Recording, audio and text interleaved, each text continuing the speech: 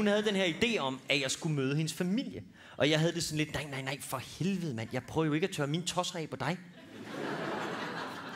Men hun synes, det var en virkelig fabelagtig idé, og jeg prøvede lidt sådan at sige, det her fungerer jo ikke engang med. Hvis vi skal til at have hele Cirkus Bennevejs ind, hvordan fanden tror du så, det går? Men så skulle jeg møde den der svigerfamilie, og så starter det der spil mellem svigerfaren og den nye fyr. Alle mændene kender spillet, alle kvinderne tænker, er det et spil? Ja, for helvede, der er et spil. Starter med det lidt for hårde håndtryk, det der vi har hørt meget om, der. Og man kan se i hans øjne, han tænker, jeg ved godt, du knipper min datter.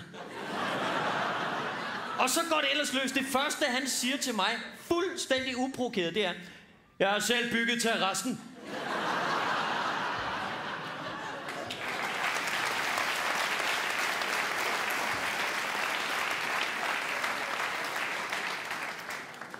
Og jeg tænker, jeg vidste ikke, vi skulle battle på dårlig sløjt. Så havde jeg skulle have taget en bakke med fra folkeskolen.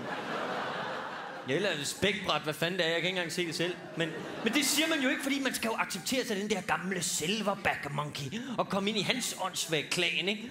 Så derfor så prøver man jo med sådan noget. Nå.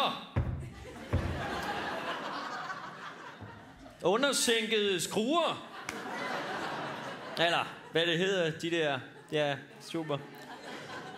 Skruer i hvert fald, ikke? Det er vel en form for dyvler. Okay, ja, super. Og så smider han en steg på grillen for at være ekstra maskulin. Og så har han sådan nogle terrassestole. Han har sådan nogle terrassestole, hvor den ene stol har et højere ryglæn end de andre.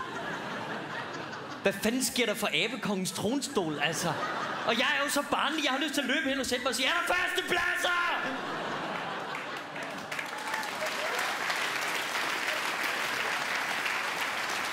Men det gør man jo ikke. For man skal jo ind i den der familie, ikke? Og så under middagen, så er han heller ikke, så skal han lige teste mig. Så, kan du lige skære et par skiver af stegen, Jonathan?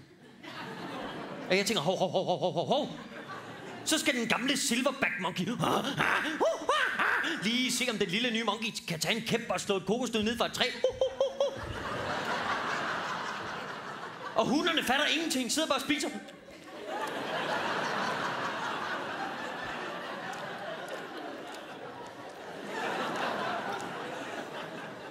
Og så er det jo heller ikke for fint til lige at rette på mig, mens jeg gør det. Lige sige, det er faktisk en global kniv. Hvis du bruger nogle lidt længere strøg, så glider den lige gennem kød. Og jeg har bare lyst til at sige, jeg er bevæbnet. Jeg kan jo vise dig lange strøg lige ind i vommen. Men man har bare lyst til at få det ned på det abeplan, hvor det hører til. Bare rive pikken frem og sige, så lad os måle, bedstefar.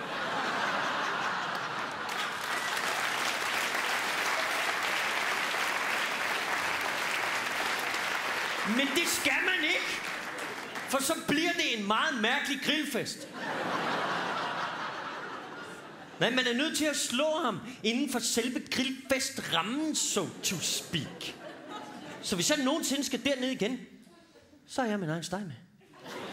Med større end hans steg, min egen grill og min egen havestol med kæmpe høj ryglæn, som jeg begynder at klappe op ned i den anden ende af haven. Så prøver jeg at lokke hunderne hen til mit bål. Der er Kraft Light dressing og cornichoner hernede.